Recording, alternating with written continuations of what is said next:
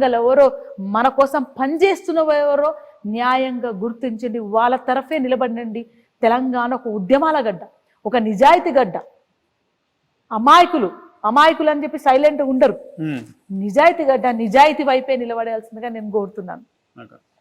విజయశాంతి గారు, మీ ఎలక్షన్స్లో మీరు ఎమ్మెల్యేగా పోటీ చేసినప్పుడు ఆమె రావడం, ముఖ్యంగా మీ నియోజకవర్గంలో ఎక్కువగా తమిళియన్స్ ఉండడం, ఆమె తమిళ్లో మాట్లాడడం మేము కూడా చూసినాం. సో విజయశాంతి గారు ఆ తర్వాత ప్రభుత్వం వచ్చిన తర్వాత ఎక్కడ కనబడలేదు. సో ఎందుకు కనబడలేదు అంటే ఏం చెప్తారా అసలు? అంటే కనబడలేదంటే నేను కూడా కనబడలేదన్న. ఈ 10 వచ్చినాక అందరు కనబడుతున్నా అంటే ఎందుకు కనబడాలని నా ప్రశ్న. ప్రభుత్వం వచ్చిన తర్వాత ముఖ్యంగా అంటే ఇప్పుడు ప్రభుత్వం రాగానే మీరు పోటీ చేస్తున్నారు, ఆమె పోటీ చేయలేదు. ఆమె అంతకుముందు ఎంపీగా ఉంది, తెలంగాణ బాని పార్లమెంట్ లో వినిపించి ఇప్పుడు కనిపిస్తుంది కదా. అయితే నెల రోజులు కనిపిస్తుంది. ప్రభుత్వం వచ్చిన తర్వాత ఎక్కడ కనిపించలేదు, కానీ ఇప్పుడు ఆమెకి ఎమ్మెల్సీ పిలిచి మరి ఇచ్చినారంట. అంటే కనిపించింది కదా ఇప్పుడు. కాంగ్రెస్ పార్టీ ఆధ్వర్యంలో చూస్తే ఎవరైతే నిజంగా పనిచేస్తారో ఒక రోజు కాకుండా ఇంకో రోజు కాకుండా సరే ఖచ్చితంగా వాళ్ళకి అవకాశం ఇస్తారు. ఎలక్షన్ టైంలో తన రోల్, తన పాత్ర వహించింది. తర్వాత ప్రభుత్వం వచ్చి ఒక్కొక్కటిగా పని చేస్తున్న టైంలో తను వచ్చి ఏం ప్రెస్ మీట్ పెడతాడు, తను వచ్చి ఏం మాట్లాడతాడు? తను పార్టీకి లోబడి నాకు అవకాశం ఇస్తే నేను ప్రజలోకి వచ్చి పనిచేస్తా, అవకాశం ఇవ్వకపోతే ఇంట్లో కూర్చొని పనిచేస్తా. ప్రభుత్వ కార్యక్రమాల్లో కానీ ఎక్కడ కనిపిస్తుంది అంటే అది ప్రభుత్వ కార్యక్రమాలు అంటే బాధ్యత ఇస్తే వస్తాం. ఊరికే పోయి మీడియా ఇప్పుడు మీరు అన్నట్టు మీడియా పెట్టి నేను వచ్చినా, నేను మాట్లాడినా, నేను ఇది చేసినా అని చెప్పలేము కదా. There is some discipline. She is from a film industry, the most highly discipline personalities.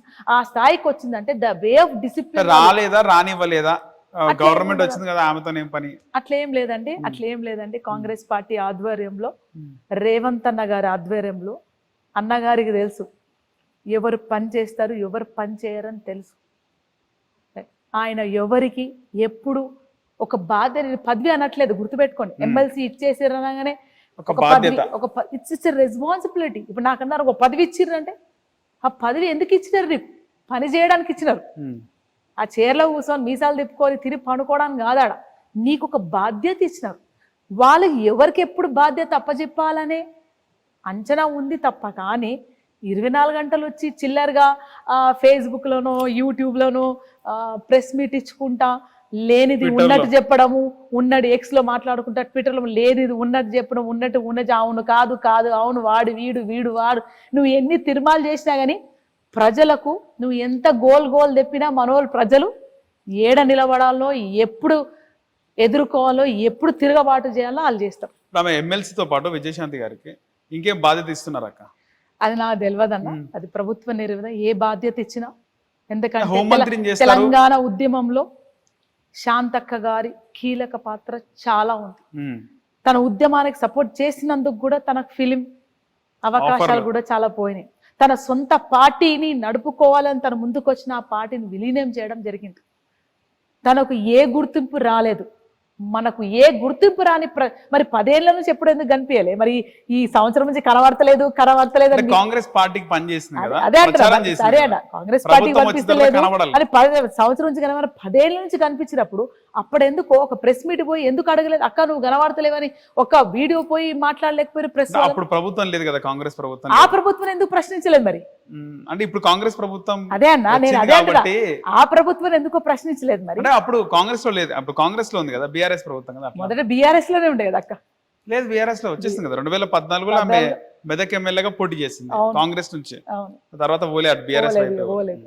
So ఆమెను హోంమంత్రి చేస్తున్నారు అది నాకు, అది హోంమంత్రిని చేస్తే ఇంకే మంత్రివర్గం ఇచ్చిన ఒక స్త్రీగా, ఒక ఉద్యమకారులుగా ఖచ్చితంగా కాంగ్రెస్ పార్టీ రేవంత్ అన్న గారి ఆధ్వర్యంలో క్యాబినెట్ వాళ్ళు డిసైడ్ చేస్తారు.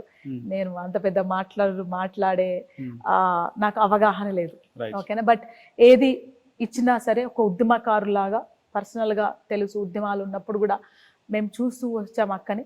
సో ఒక స్త్రీకి గౌరవము కాంగ్రెస్ పార్టీ ఇవ్వడము చాలా మంచిగా ఉంటుంది. ముఖ్యంగా అంటే 15 నెలలు అవుతుంది కాంగ్రెస్ ప్రభుత్వం వచ్చి, కానీ హోంశాఖ మంత్రి లేరు, విద్యాశాఖ మంత్రి లేరు.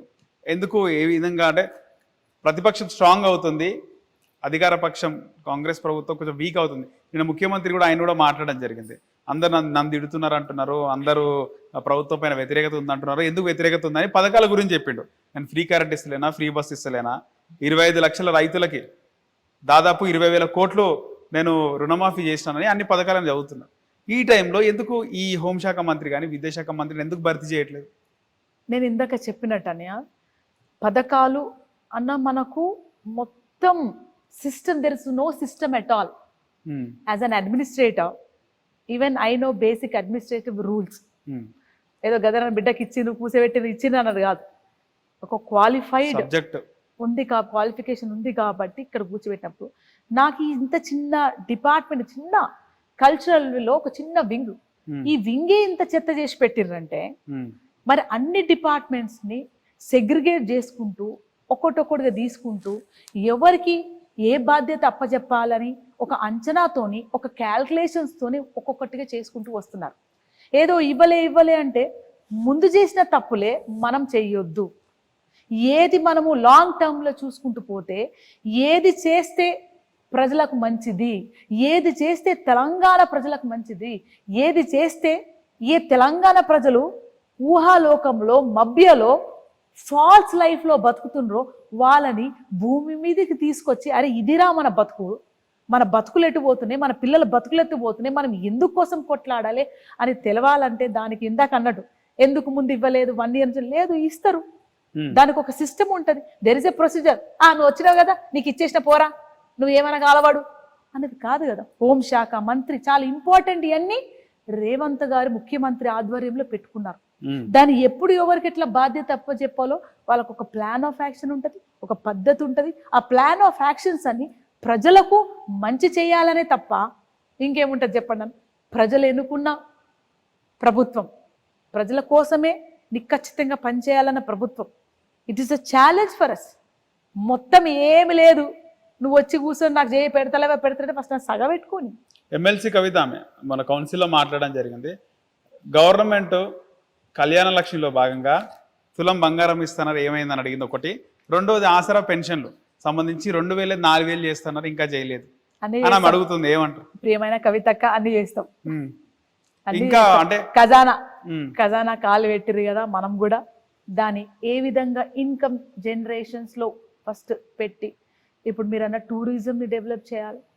అట్లాగే చేస్తే అన్ని డ్యామ్స్ ఏవైతే మనము నిర్వీర్యం అయిపోయినాయో పని చేయట్లో డ్యామ్స్ సో ప్రాజెక్ట్స్ మీద పెట్టుకుంటే వచ్చి 1 year అవుతుందన్న.